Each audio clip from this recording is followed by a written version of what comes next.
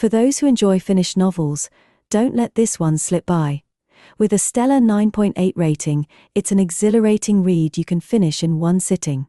The day before school began, my roommate, Lu Shuang, brazenly took over the bed I had already made. "Your bedding is nice. I'll give you 300 yuan for it. You can even keep the tip, you must be thrilled." Without a word, I yanked her belongings off the bed and threw them, along with her suitcase, out of the dorm. She whimpered into a voice message on WeChat to her mother, "Mommy, it's my first day at university and I'm already being bullied." Little did I know, my mother had unknowingly gained another daughter. I had barely stepped out for a moment, and when I returned, the bed I had painstakingly prepared had been taken over. A strange girl was sitting on it, casually removing my things one by one. Irritated, I asked her, "Are you blind or just foolish? Can't you see this bed has already been made by someone else?" She paused, gave me a condescending look and sneered, "Your bedding is nice. I'll give you 300 yuan for it, and even with the tip, you'll still have something left over. You must be overjoyed." Suppressing the fury rising within me, I signaled her to get down. As soon as she did, I climbed onto the bed and threw off everything that didn't belong to me, including her suitcase, and tossed them all out. She exploded with indignation. 300 yuan was me being generous. Don't act like you're worth more. At that moment, our other roommate, Lin Yu, returned from dinner, standing dumbfounded at the sight of the chaos. "What's going on?"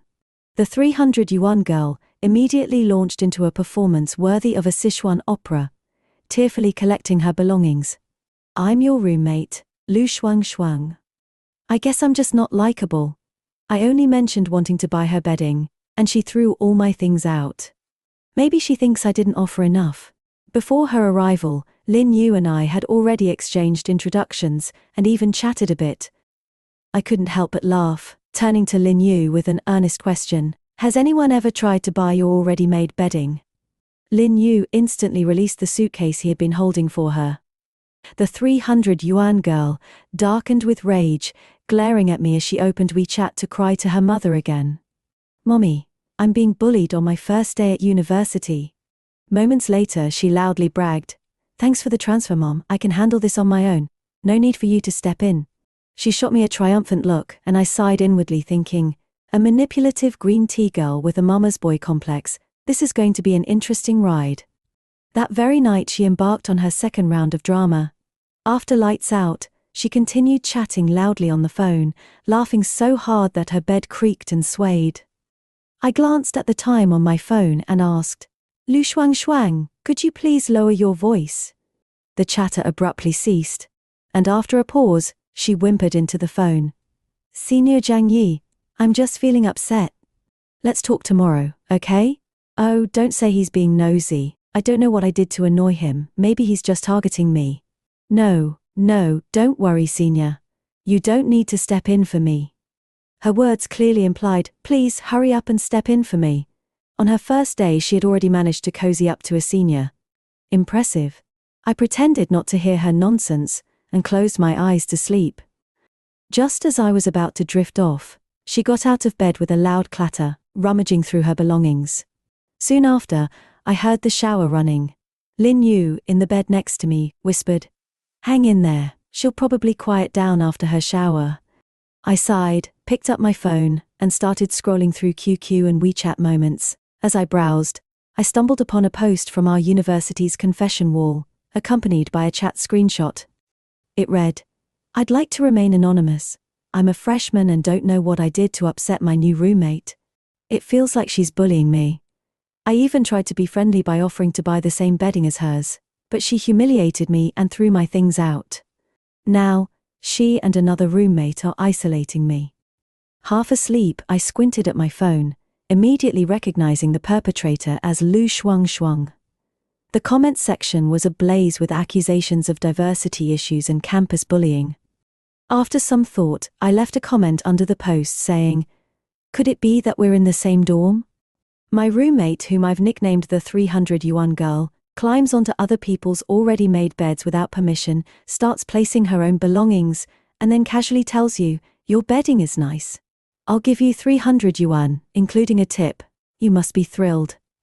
If the other roommates don't support her, they're accused of campus bullying and intentional isolation.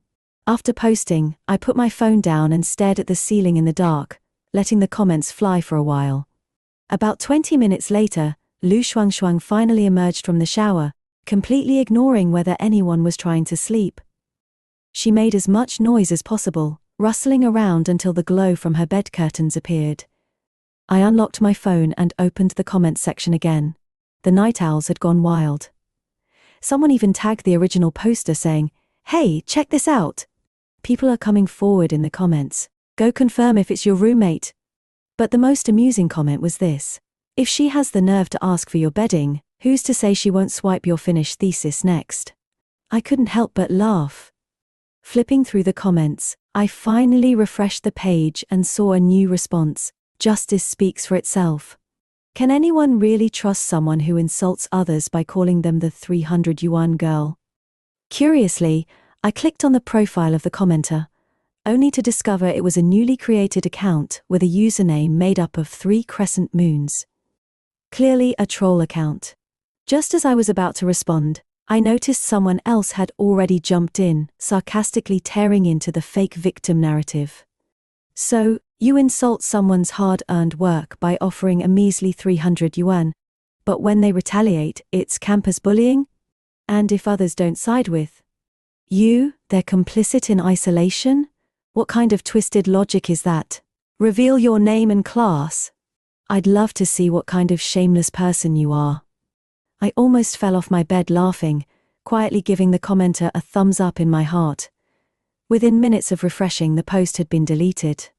I could vividly imagine Lu Shuangshuang frantically contacting the Confession Walls admin to remove the post.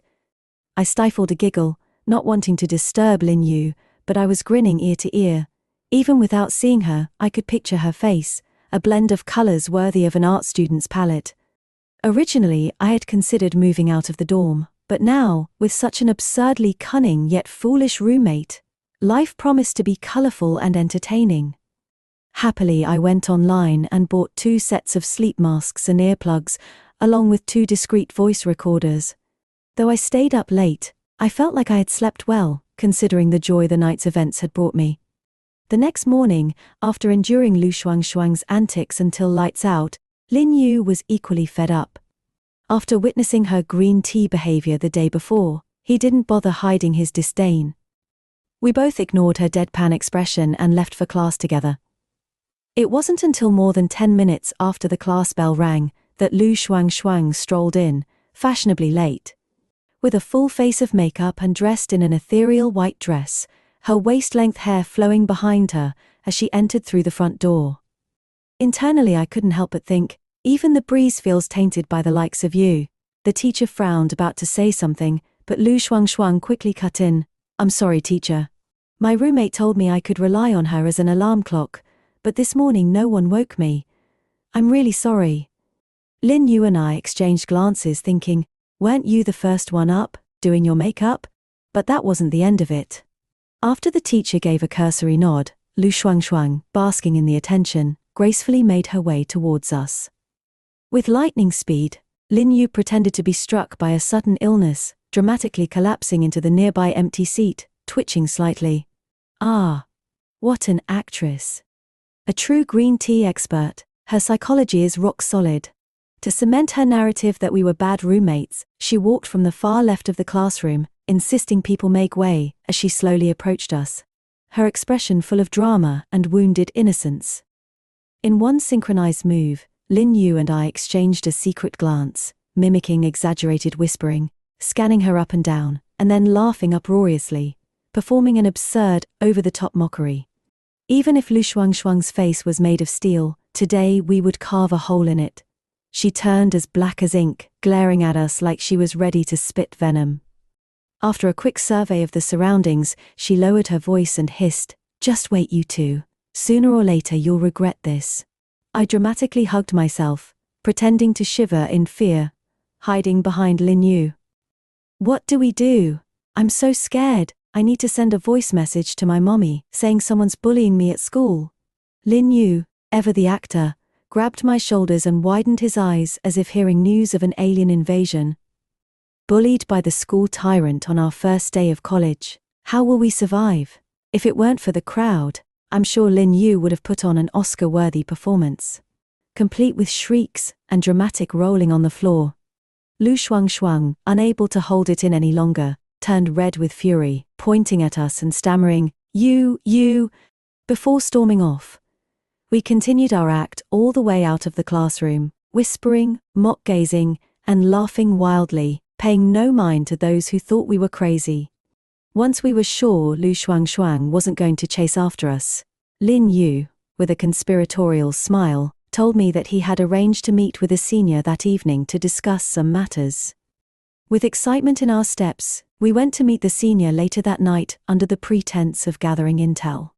This lovely senior was not only beautiful, but kind, graciously giving us information without asking too many questions. As we sipped on milk tea, she casually mentioned, "You're asking about Zhang Yi? He's the vice president of the student council and his girlfriend is the president." As the conversation unfolded, my mind pieced together a crucial detail. I turned to Lin Yu and asked, "Have you heard of the student council vice president Zhang Yi?" He nodded, thoughtfully tapping his phone. "I have. There's a direct senior who helped me move my luggage yesterday." As the pieces fell into place, we both shared a look of realization. Tonight, we were going to get to the bottom of this. Little did I know, things were about to get far more dramatic than I could have ever imagined. The evening arrived, and as Lin Yu and I nervously made our way to the student council meeting, we were surprised to find the beautiful senior there again. She waved at us with a smile and invited us to sit with her. As we took our seats, the tension in the room was palpable. Lu Shuang arrived fashionably late, scanning the room with narrowed eyes until she spotted us. She made a beeline for us, her face contorted with suspicion. "How are you two even here? I thought the student council and all the clubs rejected you." She hissed, her arrogance leaking through her every word. The senior next to her smiled sweetly, but her voice was sharp as a blade. "They're with me. Is there a problem, Shuang?" At the sound of the senior's name, Lu Shuang's face went from proud to pale in an instant. She mumbled something under her breath and quickly walked away, clearly unnerved by the senior's authority. Lin Yu whispered to me, "Did you see that? She totally backed down when our senior spoke. What's going on?"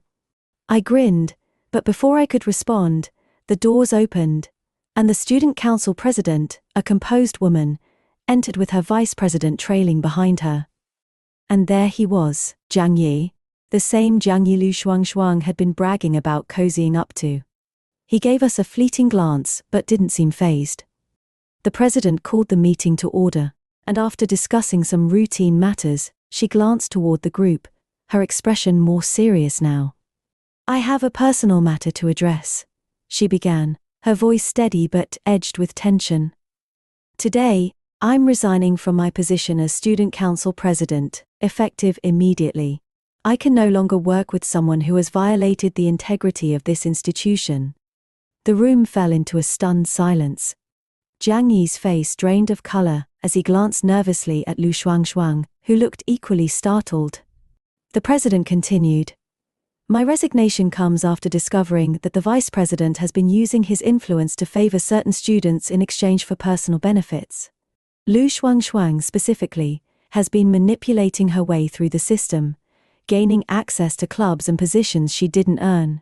Furthermore, there have been allegations that both of them have engaged in defamation and bullying." Before anyone could react, a group of male students stood up, preventing Zhang Yi from leaving. The entire room was riveted. Lu Shuang tried to sneak out as well, but the president's cold voice cut through the room. "Shuang, sit down. We're not done here." Sweat broke out on Lu Shuang's brow as she awkwardly sat back down, trying to maintain her composure. "I didn't do anything wrong," she muttered, but her voice wavered. The president went on, her voice as clear as a bell. "I've handed over all the evidence, including incriminating chat logs, to the administration.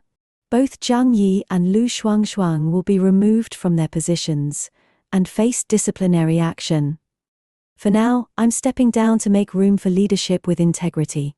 Lu Shuangshuang's face turned white as a sheet. She looked to Jiang Yi for help, but he was too busy trying to defend himself against the students now confronting him. The president didn't stop there. I also found explicit messages between Jiang Yi and multiple female students. I suggest those involved check their health, both physically and emotionally. You deserve better. Her words caused a stir in the room, and several girls' faces turned pale. Lu Shuangshuang looked as though she wanted the ground to swallow her whole. She quickly stood up and bolted for the door, but the room was already in chaos. Students were gossiping, some openly confronting others, and the tension boiled over as accusations began flying. Lin Yu and I quietly slipped out of the room, letting the chaos unfold without us. As we stepped into the fresh evening air, he turned to me with wide eyes. I can't believe what just happened. Did she just… Yeah, I said, grinning. She totally exposed them. Lu Shuangshuang's reign of manipulation is over. That night, word spread like wildfire across campus. Jiang Yi and Lu Shuangshuang's scandal became the hot topic of conversation. Even more shocking was the fact that the next morning, the official school announcement confirmed that both Jiang Yi and Lu Shuangshuang had been expelled, and disciplinary records were permanently placed in their academic files. For Jiang Yi, the consequences were even more severe, as rumors circulated that he had contracted a serious illness from his reckless behavior. But as for Lu Shuangshuang, she was sent back to her hometown in disgrace, where her parents arranged for her to marry a man who was known for his violent tendencies. It seemed that her manipulations had finally caught up with her, and life dealt her a harsh hand. Meanwhile, Lin Yu and I continued to enjoy the peace and quiet of our dorm.